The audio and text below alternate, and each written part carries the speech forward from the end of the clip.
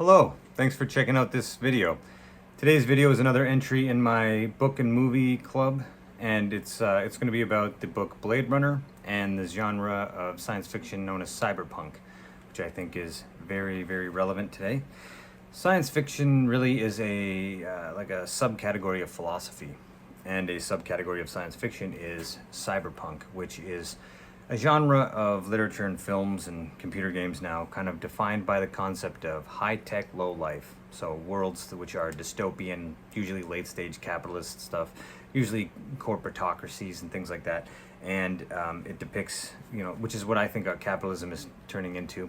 So it's that kind of a world that we see depicted in movies. And one of the seminal works of cyberpunk literature and films is the book Do Androids Dream of Electric Sheep by Philip K. Dick. Excellent writer, died young, crazy genius. I could do a whole video just talking about him. Very interesting guy. This is the actual book, Do Androids Dream of Electric Sheep. This got adapted into a movie called Blade Runner, directed by Ridley Scott. This is the same book, but with the cover, paperback with a cover with the movie on it. And this is the DVD of Blade Runner, and then they did a sequel, Blade Runner 2049, and they're both excellent. They should both be watched. There are some minor differences between the book and the film, but this is a seminal work, and I think we should all watch it and talk about it and stuff. So, a lot of us, I grew up watching a lot of science fiction like Star Trek and stuff like that, and those movies sort of raised a generation of people to see the future as very optimistic and hopeful, and there was progress, and we were evolving into this sort of future humanity that would become the Federation, and we would go explore space, and we would become a post scarcity economic society that came together and was no longer divided by race and gender and all these stupid divisions. And obviously, in reality, that didn't happen. I think anyone that really understood capitalism from the beginning would know that that's not going to happen. And the world that we're developing today is a world of an oligarchy here in the West, and the West kind of dominates the rest of the world through military hegemony. So we're exporting our consumer capitalist culture to everybody else. And Blade Runner is really relevant to this, because in Blade Runner, set in the future, is in a world that's, in the book there's been a nuclear war and stuff like that, but I don't know if that's ever made clear in the movie. Fun fact, the movie Alien by Ridley Scott, there are Easter eggs that connect Alien to Blade Runner, mainly the Weyland-Yutani Corporation. I don't understand how a generation of guys, like I'm almost 40, I don't understand how a generation of men grew up watching films like Terminator, Blade Runner, and all these other films, Alien, that are always, the villain is always a mega corporation. Mega corporations are evil, and they're, somehow today these men they're always focused on the government, and the government creating all the problems instead of understanding the problems with these corporations. But anyway, so Blade Runner, the book, it's got a bunch of themes that I think are super relevant that we should talk about. And the main theme in Blade Runner is empathy. And it makes the argument that empathy is sort of the defining human trait. It's the most important trait of humanity. And we live in a world that, because of our capitalist system and everything else, and not just capitalism, I would argue it begins with patriarchy and Christianity, there's other things that really represses empathy. And in my last video I talked about our tribal background, and something that's interesting about evolution is that because we're a social animal, we usually have mechanisms for weeding out psychopaths and narcissists and stuff like that. But because of the way we've developed this novel atomized society today, it's which I don't think is sustainable, is my main point. We have these narcissists and these psychopaths everywhere running around and destroying everything, and we can't really deal with them the way we should be. And alienation is a theme of this channel, and it's something that shows up a lot in cyberpunk stuff.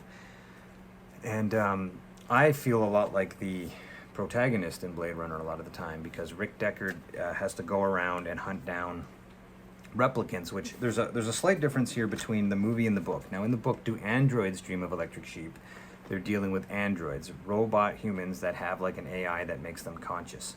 And in the movie, that's changed to replicants, which are actually organic living things that have fake memories. Little nuanced difference there, but important. Now, side note, AI becoming conscious isn't something that I think is philosophically possible. I think it's a plot convention or a literary convention to use in science fiction to make points philosophically, like it's a plot device. So lots of science fiction deals with sentient robots, right? I don't actually think, and this comes up to the other theme along with empathy, of course, is like theory of mind and consciousness and materialism and stuff like that. Now, a lot of you guys know I'm not personally a religious person at all. I dislike religion, but I'm not a material atheist because I don't think that our subjective awareness, our consciousness, is an epiphenomenal byproduct of any kind of physical system, nor do I think it's an emergent property of computation. I think it's much more fundamental to the universe than that. And you can say I believe in spirit because the mind, really at the core of who I consider myself to be as a character, is a philosopher, specifically concerned with philosophy of mind or the nature of consciousness. And there's something in philosophy of mind called the hard problem of consciousness, which is this thing that physicists and other scientists tend to like ignore, which is the very serious problem that we cannot explain consciousness through any physical system, and we don't know how the brain, we have no idea how the brain produces consciousness. So I think that it is, I acknowledge it to be our soul, our subjective mind. That's all that soul means to me. And I think that some of us are meta-conscious, and most of humanity is phenomenally conscious, meaning they are not NPCs. They have, although a lot of people don't have an inner monologue, and when you start to get really into philosophy of mind, it's kind of terrifying. But there's a lot of people out there that they're kind of like NPCs. They have awareness, like when they burn themselves on the stove, they'll feel pain. They will have a subjective experience. But they're basically running along like inherited instinctual programming, and they lack the ability to self-reflect on their awareness. So they're aware, but they don't have awareness of their awareness. They can't challenge their own instincts or think metacognitively. And some of us who are more evolved, we have the full awareness of our awareness, and we can self-reflect and override certain instincts if we think it's in our best interest for adapting to the new environment and stuff like that. And so Philip K. Dick explores these themes in Blade Runner by kind of making the case that the human mind is not irreducible to materialism. So there is something spiritual about human beings, and it shows this kind of interesting thing where what if if we created a machine, like an AI that became sentient, and the AI had empathy, and a lot of human beings no longer have empathy, who is really truly more human at that point, the machines or us? And it gets in, the films get into more complicated stuff too, like if your memories are fake, what does that say about your reality, and et cetera, et cetera. But I think that we need to study Cyberpunk and Blade Runner because we're entering a late stage capitalist society. It's consuming itself. So environmental degradation is another big theme in films and books. Like in Blade Runner, there's basically no real wildlife left anymore. It's all going extinct. And so people pay huge amounts of money for fake animals, fake pets, like a robot dog instead of having a real dog. That's a huge status symbol in this novel. And, it just saddens me to watch nature going extinct in my own lifetime. Like, I grew up in a rural area, and when I was a kid, it was really common to go outside and see fireflies at night in the summer. And there were always grasshoppers and all kinds of insects and stuff like that.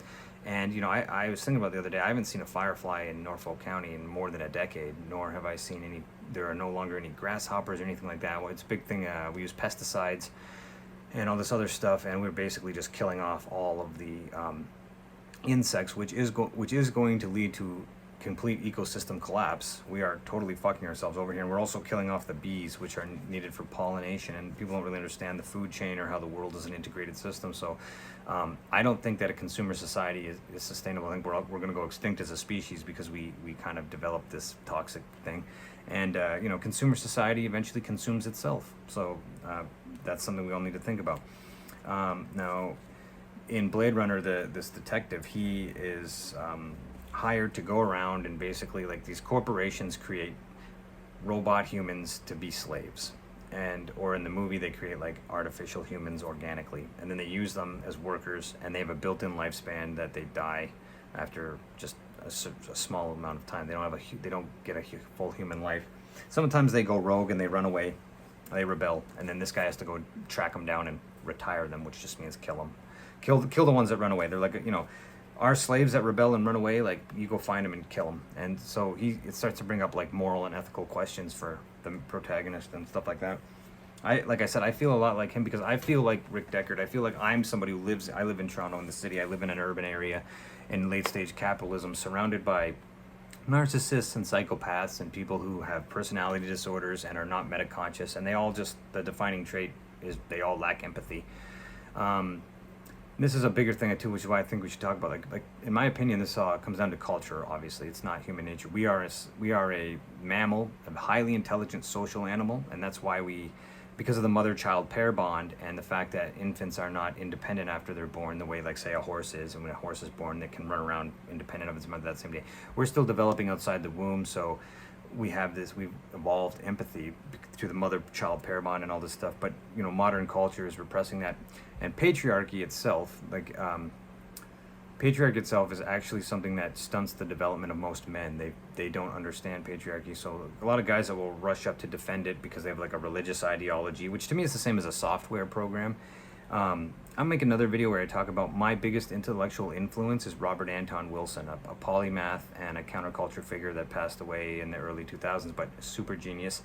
He and Philip K. Dick came to be friends in real life in the most insane, bizarre way. That could be a whole other video. It brings up, questions almost like mystical or something, but I'll leave that for another video.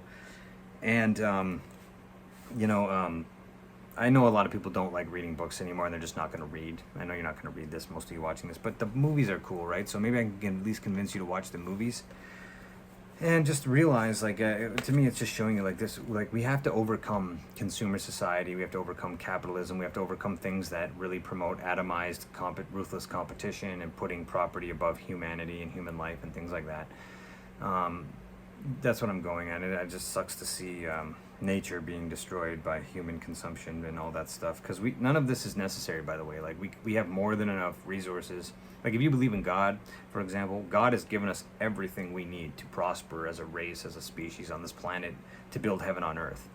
Absolutely, we have everything. We can't blame it. We can't blame scarcity or any of this nonsense. It's human primate psychology that's destroying us. And evolution has given us this choice of acknowledge primate psychology for its weaknesses and acknowledge that we have to adapt. Life isn't survival of the fittest is a pseudoscientific concept. It's survival of the best at adaptation. We need to understand what parts of our primate psychology are good and which are, we need to transcend now to survive. Otherwise, we're going to, I'm talking about things like people, like when they get like super tribal and xenophobic and, basically like a right-wing people a lot of the time, like, my group is the best, and white supremacists and all this shit. Like, they're so fundamentally cooked. But they're going to bring us all down with them, and it's sad. And I think we should realize, like, a lot of people are still, like, these pro-capitalist people, I think they're watching too much Star Trek without really understanding what they're watching, and they just seem to double down on, like, once we get the government out of the way, these mega corporations are going to take real good care of us. And I'm like, are you fucking insane? Like, you're all insane to me. Like, mega corporations are not your fucking friend. A corporation is mandated to maximize profit for its shareholders. They couldn't act ethically even if they wanted to. Like, look at during the pandemic when everyone didn't want to take the thing. Like, that's a problem here of state capitalism, both the state and capitalism working together. But the whole point is, like, the whole thing they were afraid of was something produced by a mega corporation that they thought was going to kill everybody. So it's just, and then they ended up, like, the trucker rally in Ottawa ended up a bunch of people bitching about communism, when I'm like, what the fuck does communism have to do with any of this? You guys are being screwed over by Pfizer and Moderna and mega corporations and stuff. Did you all not grow up watching fucking, Terminator, Skynet, and Weyland-Yutani Corporation, and even fucking Wally with the BNL Corp? Like, it's these mega corporations are going to be what fucking do us all in this paradigm that we've created of consumerism, right? But also, I like Blade Runner because it talks about humans. I'm not religious, like I said, but I also don't think that we're just machines. We're more than machines. We're like spiritual machines in a way. And some of us that are more evolved than others have meta-consciousness, which makes us more moral. I don't believe that you can actually be narcissistic and be meta-conscious. I think that the more I've learned about the development of human mind and the internal mind and consciousness and stuff, that narcissism is a maladaptive phenomenon to an environment where people don't get the love and the support they need as children, and they kind of find survival strategies that prohibit them from actually developing empathy or real emotional intelligence. They learn how to become manipulators, predators, things like that, but they don't actually experience the self-reflection or the empathy that more evolved people have. So if you're watching this, I'd love feedback on those of you, what your opinion on subjective human consciousness is. Do you think it is a epiphenomenal byproduct of just natural mechanical forces? Do you believe in the human soul? What do you think the human soul is? Do you believe in capitalism? And if so, what do you think about consumer society? Do you think we need to change it? Or do you think that, like, I have a friend who's really hardcore, not a friend, I don't really like this guy, to be honest, but I know this dude, I used to talk with him all the time. He's super into capitalism, and in his mind, like, there's no problem that science can't solve. So when I bring up, like, the impending ecosystem collapse, oh no, we're going to solve that with more science. And don't worry, the earth can support like 1 trillion people, and capitalism is good because it breeds innovation. And we're going to transcend all these things, and end up in Star Trek world and everything. And I'm just like, God, these people, we're ending up in a world of high tech, low life. We've got more advanced technology than ever, smartphones, the internet, everything else, but low life, like immoral people, immoral society. It's like all our politicians are psychopaths, literally. Everything is the American empire is in decline, which is kind of a good thing since it's basically an evil empire. But just everything is messy and gross. But some of us have empathy, and we reflect all the time when we go around, and we try to help other people. And my whole point, though, this is almost like a Buddhist concept, but like empathy is the most important attribute you can develop as a human being.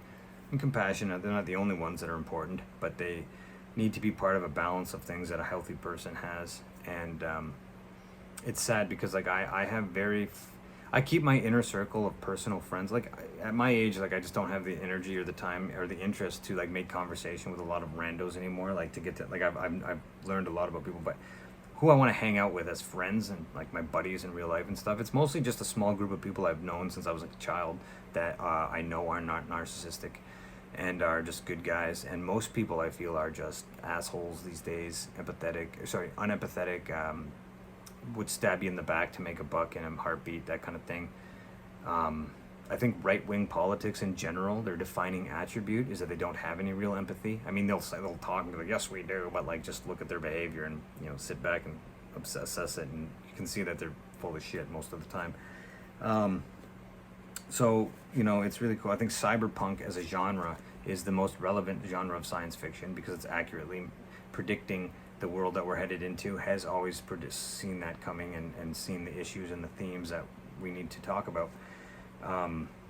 So again, there's the really cool novel by Philip K. Dick, To Enter His Dream of Electric Sheep, and then there's a really cool film adaptation, Blade Runner. It's a bit different, but the same basic concept. And then the sequel to that with Ryan Gosling, Blade Runner 2049, also very cool, still dealing with a lot of the same issues.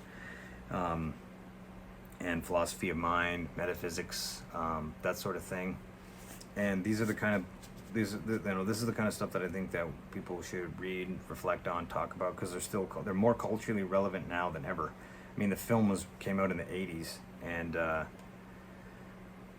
it was awesome. This came out in the 80s, and it was set in 2021.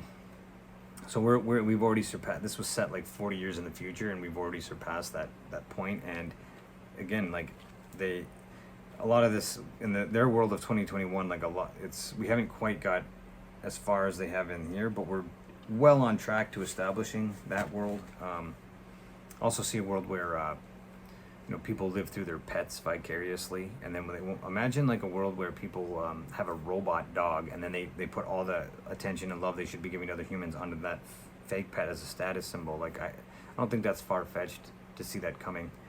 So just themes of consumer society, environmental degradation, philosophy of mind, empathy, what it means to be human. These are all important themes raised by and discussed in Blade Runner. So again, if I was like a university professor, I was teaching my own course, this is a type of thing that we would be looking at, analyzing, discussing as a class, and then we'd be writing essays, arguing about ideas from the themes that we read in these books and movies. So if you love science fiction, let me know, because I love sci-fi.